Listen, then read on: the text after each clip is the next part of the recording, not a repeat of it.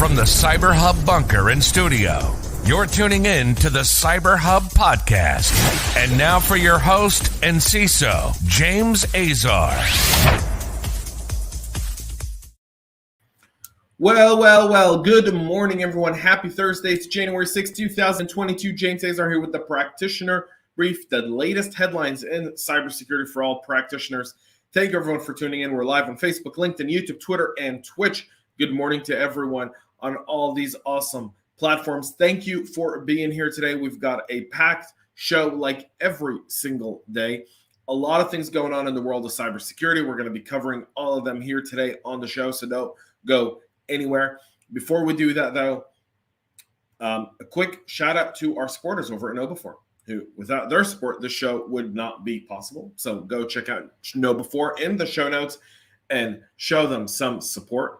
We've got a lot of things going on, so we're going to get to that here in just a moment. But before we do that, if you checked out the new CyberHub Podcast website, go to cyberhubpodcast.com. Check out the website. You can sign up to our newsletter.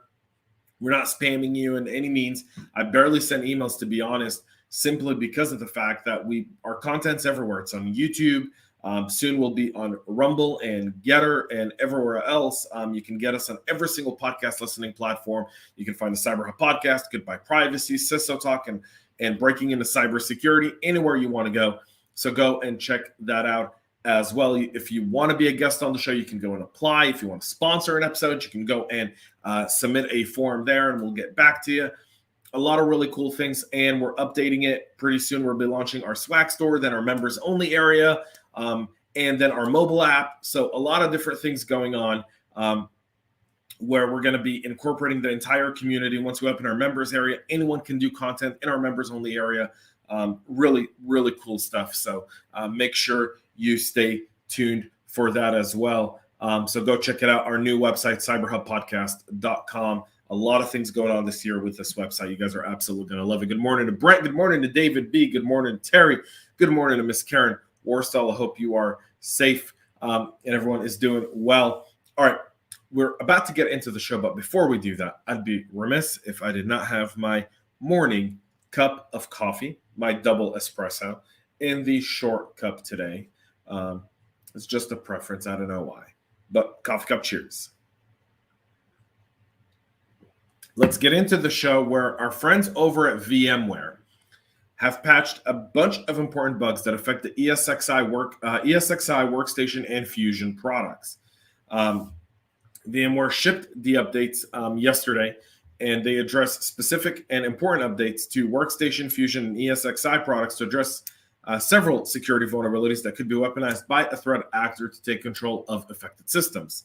The issue relates to a heap overflow vulnerability, which is tracked as CV 2021-22045, that if successfully exploited, results in the execution of arbitrary code. That's been patched, and a bunch of others have all been patched. You can see a whole list of CVEs here by VMware. VMware is an integrated and an essential piece of what we do as security practitioners, is a way for us to limit exposure and really segregate and isolate specific environments and user access to data. So if you are using VMware, please make sure to get those updates and patched done immediately, folks. That's going to be really, really important when it comes to your cyber hygiene and maintenance, especially in a product, if you are using VMware, that's used every single day for every single business function. So get that taken care of. Before I move to our next story, good morning to one of my favorite people, Mr. James McQuiggan. It's good to see you, buddy, and good morning to Bob Henderson. It's great to see everyone here as well. So we'll move to our next story. This one actually, what brought to my attention was I saw Mr. McQuiggan post something about this. Then one read the story, and I wanted to take a different point of view. So the New York Office of Attorney General has told 17 companies that they're suffering from a credential stuffing attack. And this is coming from the New York State Attorney General, folks. Sorry, something happened here. There we go. I apologize about that. So roughly 1.1 million of their customers have had their accounts compromised, in a credential stuffing attack. The tactic worked particularly well against accounts of those who reuse credentials across multiple platforms, LastPass, 1Password, whatever you use. That's always a good thing to do. But moreover, 17 companies don't have multi-factor authentication for their users. Let that sink in for just a moment. The New York Office of Attorney General discovered the compromised accounts online after sweeping investigations over several months after monitoring multiple online communities dedicated to sharing validated credentials. So these companies didn't even know this was going on. They simply found out from the Office of the Attorney General. They alerted the relevant company so that the passwords could be reset and consumers could be notified. According to an Akamai report in May of last year, excuse me, the company observed 193 billion credential stuffing attacks globally. That's a 45% growth. So good for the Office of New York Attorney General for actually doing this and alerting these companies. Quite significant. On our previous story, Karen says, update your systems. 80% of cloud runs in VMware. So keep that in mind. And then one of my favorite people, Dr. Cunningham, don't suck at patching. So yeah, don't suck at patching, folks. Keep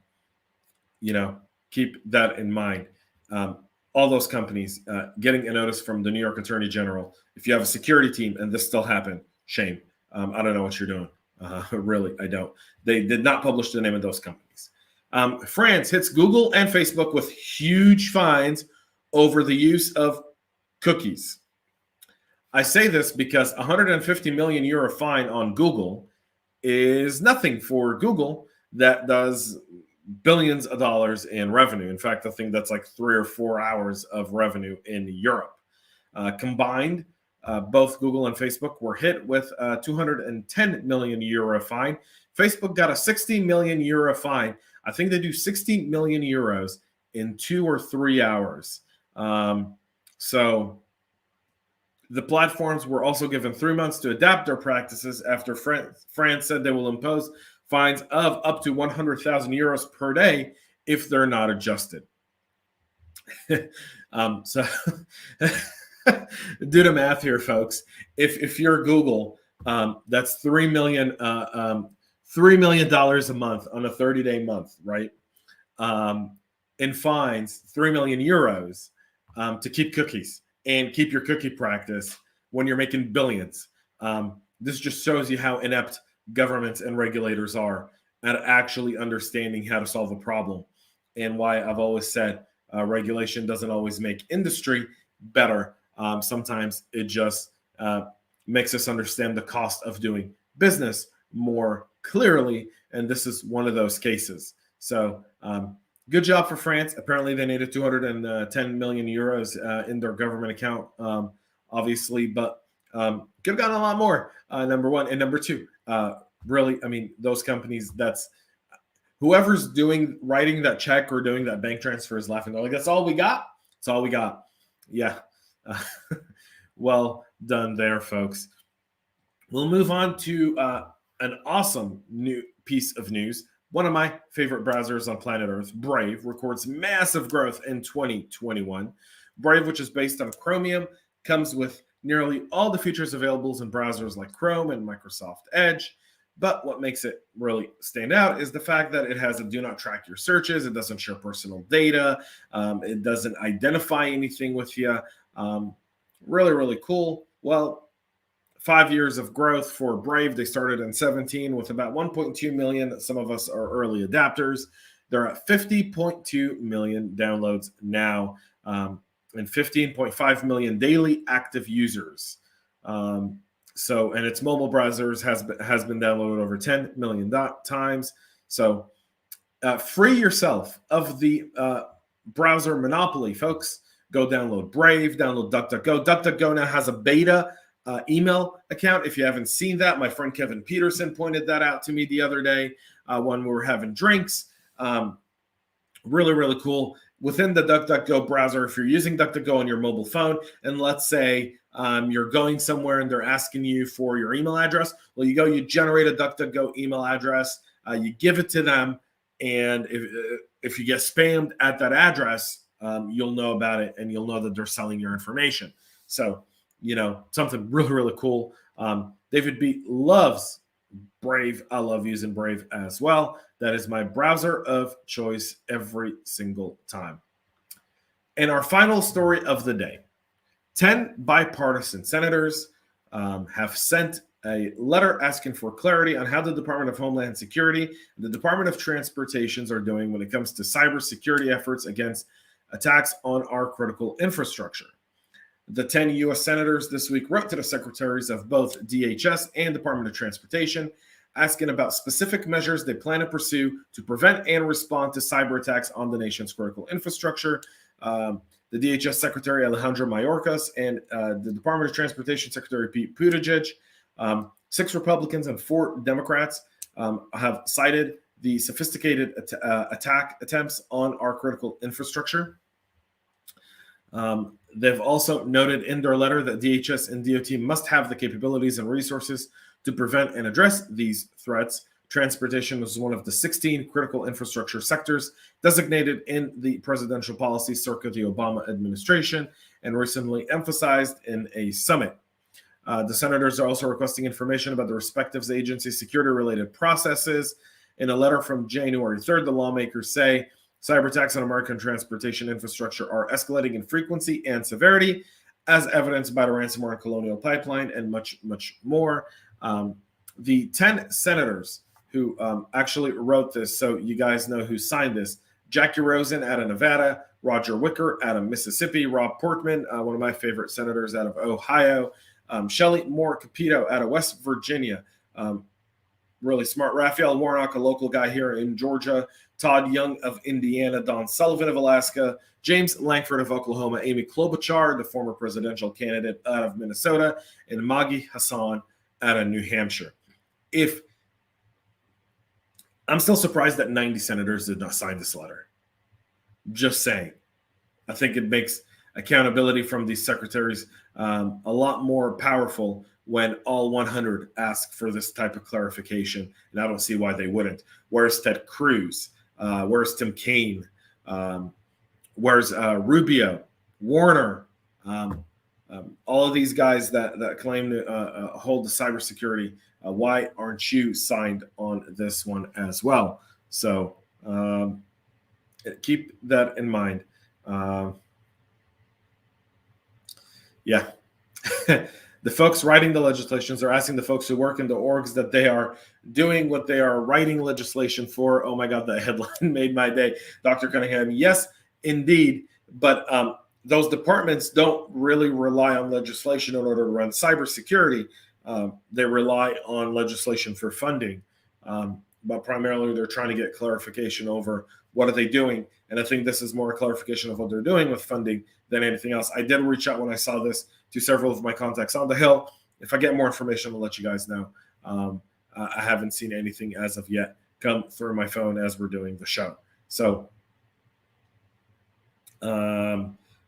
check that out as well. Folks, that's it for our show today. We'll be back on Monday with a lot more. A new season of CISO Talk is due in February. So that as well. Next week, we'll be starting our Friday conversations here on CyberHub Podcast, a 30-minute conversation about security, leadership, life, you name it. A great set of guests that are slated to come on for our Friday conversation. So don't go anywhere. That'll be launching next week. Until then, have a great weekend, folks. Enjoy the rest of what's left of this week. It's Thursday. That's it. Tomorrow, Friday, and we're off to the races. I hope the first week of 2022 served you well. We'll be back again on Monday. Until then, stay cyber safe. We love feedback, so make sure to connect with us on social media and subscribe to our podcast on your favorite podcast listening platform.